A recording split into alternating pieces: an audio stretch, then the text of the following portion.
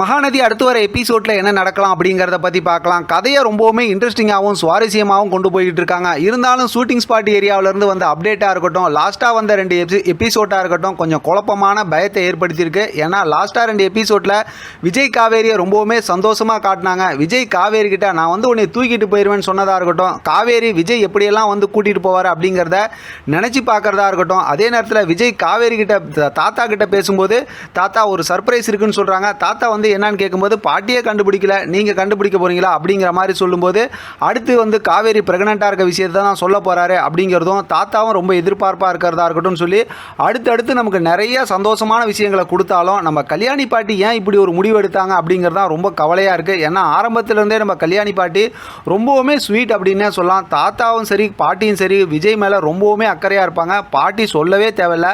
அப்படிப்பட்ட பாட்டி எப்படி காவேரி மேலே இவ்வளோ வெறுப்பானாங்க அப்படிங்கிறது தான் ஒன்றுமே புரியாமல் இருக்குது. ஏன்னா ஏற்கனவே தொடர்ந்து பார்த்துட்டு வரவங்களுக்கு தெரியும் விஜய் ரொம்பவுமே மாறினதுக்கு காரணம் காவேரி தான் அப்படின்னு சொல்லி தாத்தாவும் பாட்டியும் பேசிக்கிட்டு இருக்கும்போது பாட்டி வாயார சொன்னாங்க காவேரி சரியான ஜோடி, காவேரி ரொம்ப நல்ல பொண்ணு அப்படிங்கிற மாதிரிலாம் எத்தனை முறை சொல்லியிருக்காங்க. அப்படிப்பட்ட பாட்டியாக இப்படிலாம் பேசுகிறாங்க அப்படிங்கிற மாதிரி யோசிக்க தோணுது.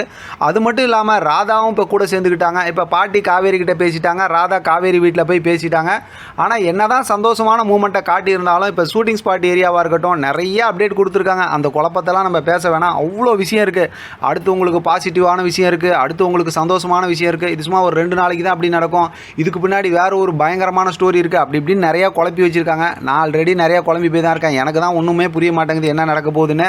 ஆனால் அடுத்து பார்த்தோம் அப்படின்னா பசுபதி ரிலீஸ் ஆகிற ஒரு விஷயம் பயங்கர ஒரு அதாவது ஒரு சர்ப்ரைஸாக இருக்க போகுது. ஏன்னா பசுபதி இனிமேல் வந்து கொஞ்சம் அப்படி வேறு மாதிரி ஒரு ஆட்டம் ஆட போகிறாங்க அப்படிங்கிற மாதிரி யோசிக்க தோணுது. அதே நேரத்தில் பார்த்தோம்னா அஜயோட லைஃப்பை சரி பண்ணும் அப்படிங்கிற மாதிரி பேசுகிறாங்க அப்படிங்கும்போதே தெரிஞ்சு போச்சு. அப்போ ராகினி வந்து வீட்டுக்கு வரக்கூடாது அப்படிங்கிற மாதிரி தான் இவங்க ஏதோ பிரச்சனை பண்ண போகிறாங்க.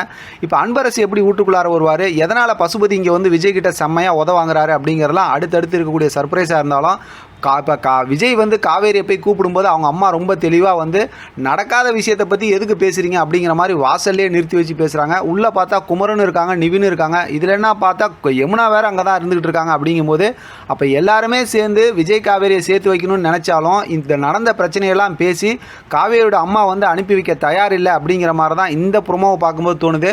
ஆனால் நமக்கு கொடுத்துருக்க சர்ப்ரைஸ் என்ன அப்படின்னா காவேரி வந்துருவாங்க அப்படிங்கிற மாதிரி சொல்லியிருக்காங்க. என்னப்பா பண்ண போகிறீங்க கதையை அப்படிங்கிற மாதிரி பிரவீன் சார் மேலே கொஞ்சம் கஷ்டமாக தான் இருக்குது. நம்ம பிரவீன் சார் வந்து என்ன குழப்புறாரு என்ன பண்ண போகிறாரு அப்படிங்கிறது கொஞ்சம் பயமாக இருந்தாலும் அவர் மேலே இருக்க நம்பிக்கையில் கண்டிப்பாக ஸ்டோரியை சூப்பராக தான் கொண்டு போவாங்க அப்படிங்கிறது டவுட்டே இல்லை. ஏன்னா இப்போ காவேரி ப்ரெக்னெண்ட்டாக இருக்காங்க அப்படிங்கிற ஒரு விஷயத்தை வச்சு பார்க்கும்போது இந்த விஷயம் தாத்தாவுக்கு தெரிஞ்சாருன்னா சும்மா இருப்பாரா? கல்யாணி பாட்டியாக இருக்கட்டும் எல்லாருமே ரொம்ப சந்தோஷப்பட்டு காவேரியை வந்து அப்படியே ரொம்ப சந்தோஷமாக வீட்டுக்கு கூட்டிகிட்டு வந்துடுவாங்க. அதனால் அடுத்து நல்லதே நடக்கும்னு சொல்லி நம்பலாம். நிறைய விஷயங்களை பேசி நம்ம குழப்பிக்க வேணாம். நாளைக்கான ப்ரோமோ பார்த்துட்டு நம்ம தெளிவாக அடுத்த கட்டமாக என்ன நடக்குங்கிறத பேசலாம். இதை பற்றின உங்களோட கருத்து கமெண்ட் பாக்ஸில் தெரியப்படுத்துங்க. தொடர்ந்து ஆதரவு கொடுங்க. தேங்க்யூ ஃப்ரெண்ட், தேங்க்ஸ் ஃபார் வாட்சிங்.